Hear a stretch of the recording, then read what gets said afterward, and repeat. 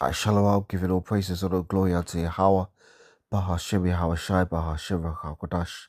Double orders unto the elders and apostles of great Boston that rule well, and shalom unto the 144,000 elect men of the nation of Israel and the rest of the elect that are destined to be saved.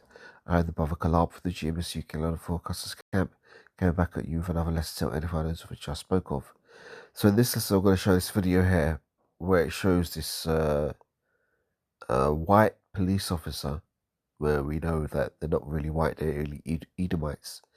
This Edomite police officer shoots one of her colleagues 14 times because she claims she believes that he was a suspect that they were looking for. Now, they were looking for a so-called, black man, right? And these police officers go to the house to arrest the guy. During the process of the arrest, the guy runs into a house, right? And so these police officers go to try and enter the house through this person's garage. Now, one of the supporting police officers, who was only supposed to be there to provide support, ended up shooting one of the FBI agents, her own colleagues, 14 times after he was crawling on the floor, just trying to get out of harm's way. And she continued to shoot this Jake while he was on the floor multiple times, and which could have resulted in this Jake's death. Now, through the spirit of Yahweh Shem Shai, this Jake's life was preserved, right? But now he's been left with, life-changing injuries, all as a result of this Edomite police officer being quick on the trigger finger to shoot what she believed was what she believed to be a threatening so-called black man, right? Let me play this, and then we'll get some precepts. Now, the reason why I say this is because this is why you Israelites need to keep your head, as they say, on the swivel. You need to keep your head on your shoulders and know who your enemy is. Because even though these people may be your work colleagues or your so-called quote-unquote friends, there's no love for you, Jake, from these Edomites, right? And when they get an opportunity to show their hatred of you, they will seize it at every opportunity. Esau is the enemy of Israel. There's nothing that can be done to change that. That's just how the Most High has set this game to be. So let me play this clip. A new video sheds important light on the devastating consequences of a federal task force bust gone wrong. Yeah, the video comes as a result of WBTV fighting and winning for its unsealing in federal court. Investigative reporter Naomi Coles walks us through it. It's the early morning hours of November 1st, 2019. A man walks out of his home in Northwest Charlotte. Moments later, an FBI task force waiting outside closes in as he runs back into the house. From Gastonia Police, this is Task Force Officer Clarence Belton. These are his task force partners, and this is CMPD Officer Heather Loveridge and her partner. They're not on the task force, but according to court filings, they've been called in for perimeter support. The task force has a search warrant as part of a drug investigation. What's about to happen after this man runs inside has become the subject of controversy and the lawsuit that spent years slogging its way through federal court. I've got 45 years of law enforcement experience. This is Dr. Roy Taylor, who I asked to watch the video with me. He's a police litigation specialist and longtime police chief with experience on federal task forces like this one. He has no connection to the incident or the lawsuit, but he researched both at my request. Here, I'm going to start it right before the suspect runs into the garage in the house. Belton and his partner, just off screen, are about to use a battering ram to take down the door. When they do, court filings say a woman is standing there, just off screen, with a gun pointed at them. Belton and his partners shoot. Belton feels his arm go numb, his gun drops, and he collapses and will later testify that he crawled and stumbled out of the garage while continuing to take fire. It's hard to see here. It adds legitimacy to the fact that he was actually crawling. There he is right there. You can just make out his profile. As he crawls, CMPD Officer Loveridge fires at him. Records say it was 14 times. Loveridge would testify in court. She had heard the shots fired in the doorway, saw no officers left in the garage, and thought Belton was the suspect. Belton was the only black officer on the task force, and the suspect, Loveridge had been told, was also black. If a person is crawling toward you without a visible gun, is that something you can shoot at?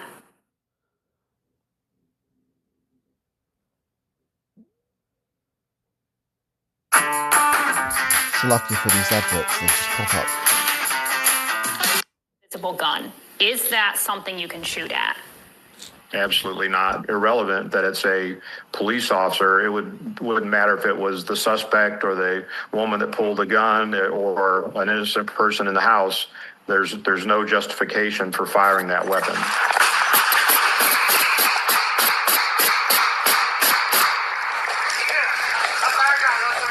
Belton survived, but with permanent injuries. Officer down, start that way. He's suing Loveridge in the city of Charlotte for negligence. At the heart of the case, a test of the leading legal decision that governs much of the modern-day use of force nationwide. That's Graham versus Connor, a Charlotte incident that went all the way to the U.S. Supreme Court in 1989. It's a legal decision that Dr. Taylor says all officers, including those at CMPD, are trained on multiple times. Her defense, this is a very quickly unfolding, dangerous situation. But again, you don't use deadly force unless there is a threat of deadly force being used against you or somebody else. But there are larger issues at play, as this video shows. Loveridge, for example, has pointed to how difficult it was to see the words police on Belton's vest. Dr. Taylor sees this case as one where different decisions from the task force after the suspect ran inside could have changed the outcome. This is much more than a few task force officers really should tackle. They really should pull back, secure the perimeter, and wait for reinforcements to come. Is there a larger conversation to be had about the training and the regulations for these types of missions? I think so. 1223, we got shots fired out here on Oakburn. Reporting in Charlotte, Naomi Coles, WBTV, on your side. All right. Peace. All right. So, as you can see there, the so-called white policewoman shot her colleague 14 times as he attempted to crawl out of a garage, claiming that she felt he was a threatening suspect. That's just madness, because at the end of the day, how can someone crawling on the floor without a weapon be a threat? Now, this Edomite woman, she planned to end that Jake's life. But as I said, the Spirit of the Lord had it to where this Jake survived, but that was the ultimate, wake-up call to you, Jake, that, you're not liked, man. You're not liked out here. These Edomites, man, they feign, what do you call it? They feign, tempted to be so-called, civilized, tolerant, accepted people. But given any opportunity, they're the first to want to throw you under the bus. So, what can really be said? Never trust thine enemy. We've said it before, we'll say it again. But this is a thing I looked up on Google from the AI, right? About lethal force. It says lethal force, also known as deadly force, is force that is likely to cause serious bodily injury or death. It is used strictly governed by law and is generally justified only as a last resort when absolutely necessary to protect life, right? So here you have this, as I said, Edomite police officer using lethal force in a situation where it wasn't called for. To be honest, she shouldn't have even been shooting anyway. She was only there to provide perimeter support. Now, this is a very interesting thing, because that Jake FBI agent who got shot 14 times, as I'm saying this as, from one Jake to another, right? As you go through this life, right, the most High's going to put you in situations where you realize this is your, oh shit, I'm still just a nigger moment, right? Because, you go through life and you go through school and everything, and they teach you that, oh, everybody's equal now, and, we all have equal rights, and we have to be tolerant of everybody, and we have to be accepting of everybody. And they try and push that, narrative at school.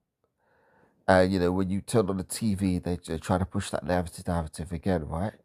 But when you go out into the real world, the Most High always sets up a situation where you're thinking, this is when you're ignorant, you're in the world, right? Not when you're in the truth, but when you're in the world, right? The Most High will always set up a situation where he has these Edomites show their ass. He has these Edomites reveal how they really feel about you, Jake. And at the time, it can be hurtful because at the time, you're still in the world and you don't know any better. You've been brought up to think that everybody's equal now, and racism is a thing of the past. But the Most High always puts a situation on you where he shows you that nope, this is a reminder that these Edomites see you still as just another nigger. They still see you as only 3/5 of a human being and all that other kind of madness, right? The Most High puts you in a situation where he reveals that to you. And that's the very situation that he had this Jake FBI agent in, where he thought he was, part of the team and they were all, working together on this, drug raid and shit. Only come to realize that, nah, nigga, Esau still sees you as a nigga. And the funny thing about that video I showed is as well, is that he had that Jake FBI agent had an Edomite colleague who was able to run out of that garage without a single shot being fired at him. And he was able to run out of that garage, and the Edomite officer never even questioned if this was a suspect or not. How did she know that he could have run out of that house the same way? She didn't, but she just focused her energy on the so-called black man. As you can see, But with the title of that video, I Saw a Black Man, and then she fired a 14 rounds in his ass. Dude's lucky to be alive. But again, who knows what the Most High has prepared for this guy. Maybe he'll wake up to the truth that he's an Israelite and that these Edomites are his enemies. But at the end of the day, he had to learn the hard way why you should never trust your enemy, right? So let's get some precepts. This is oh, I didn't finish this thing out. Right, lethal force, right? Legal principles. The use of lethal force is primarily evaluated on whether it was reasonable in the circumstances as you believe them to be. Key considerations include absolutely necessary. Lethal force should only be used when non-violent or less lethal methods have failed or are not a realistic option, right? So that Jake was crawling on all fours out of that garage, right? Was that the only realistic option of dealing with him? No. Imminent danger. There must be an honest and reasonable belief of an imminent threat of death or serious injury to oneself or others. Proportionality. The level of force used must be proportional to the threat being faced. Excessive or gratuitous force is unlawful. Lawful and objective. The force must be used for lawful purpose. It's funny that it sounds like a line out of Star Wars. The force must be used for a lawful purpose, such as self-defense, the defense of others, preventing serious crime, or effecting a lawful arrest of someone who poses a significant threat.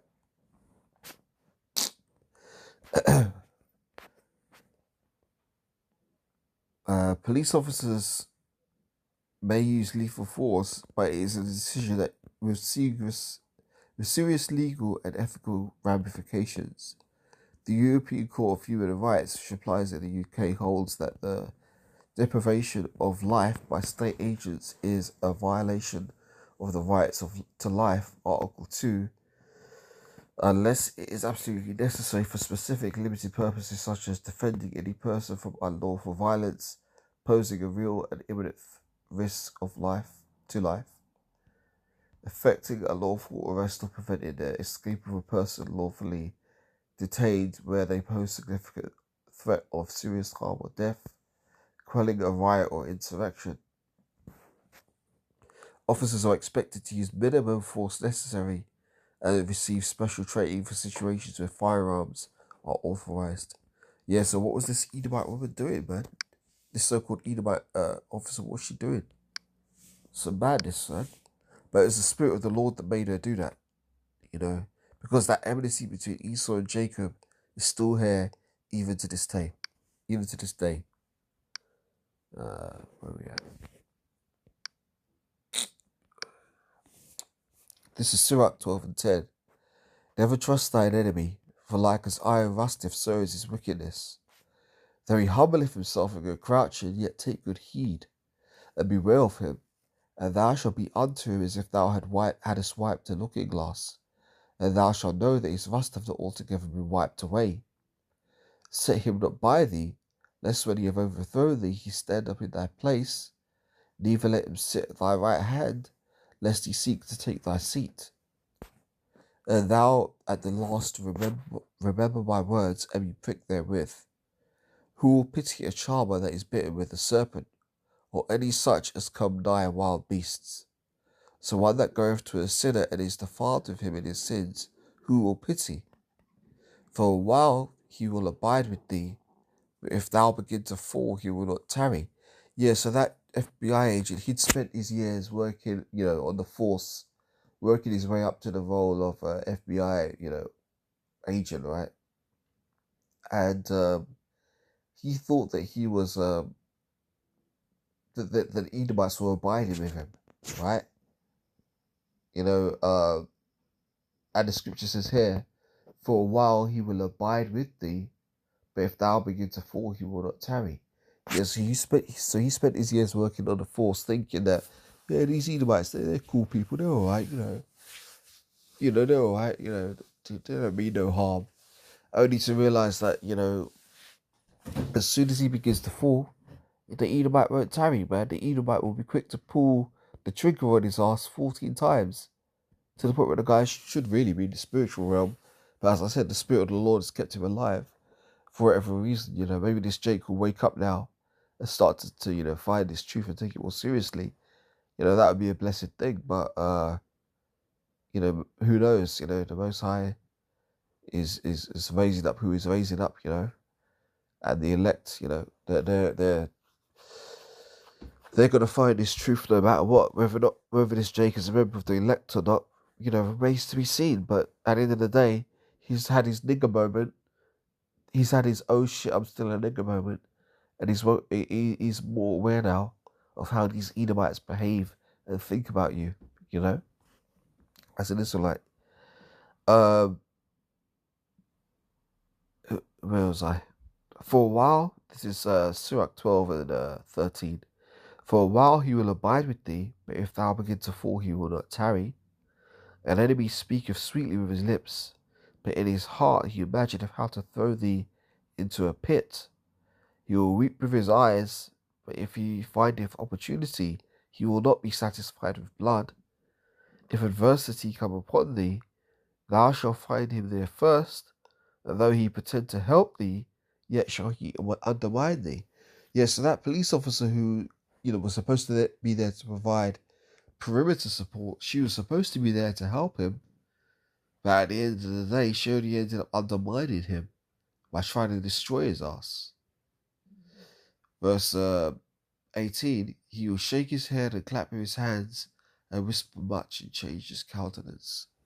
So yeah, they'll do all this mad shit, and then when the law comes down on them, they want to plead innocent. And a lot of these so-called these Edomite police officers, they get away with doing shit like this, man.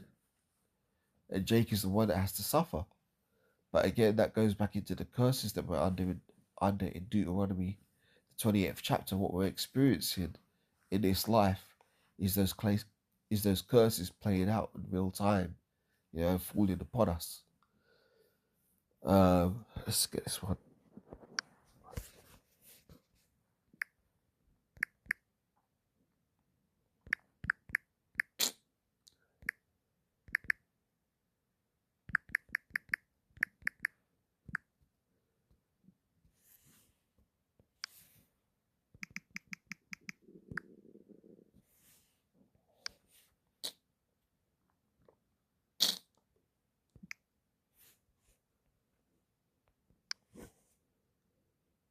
Alright, this is Amos 1 and verse 11.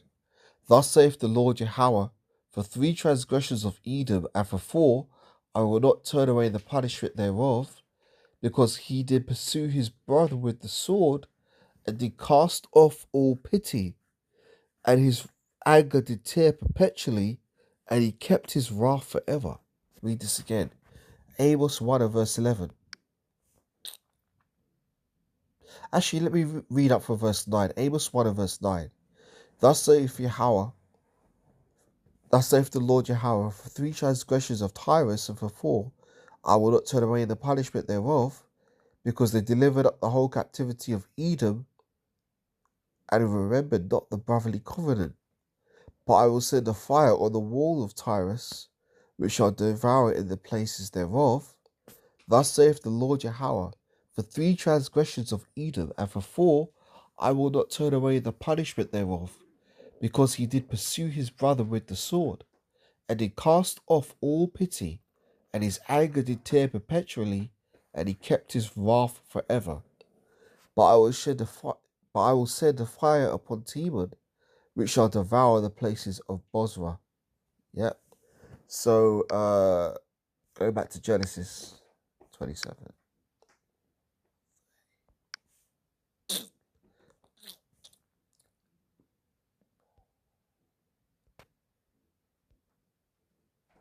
This is Genesis 27 and verse 41. And Esau hated Jacob because of the blessing wherewith his father had blessed him. And Esau said in his heart, the days of mourning for my father are at hand, then will I slay my brother Jacob. So that's the very reason why you see this Edomite cop behaving the way she did by shooting this Jake 14 times, who was a colleague. They would call that so-called friendly fire. Well, I'll say this, there wasn't nothing friendly about that fire at all.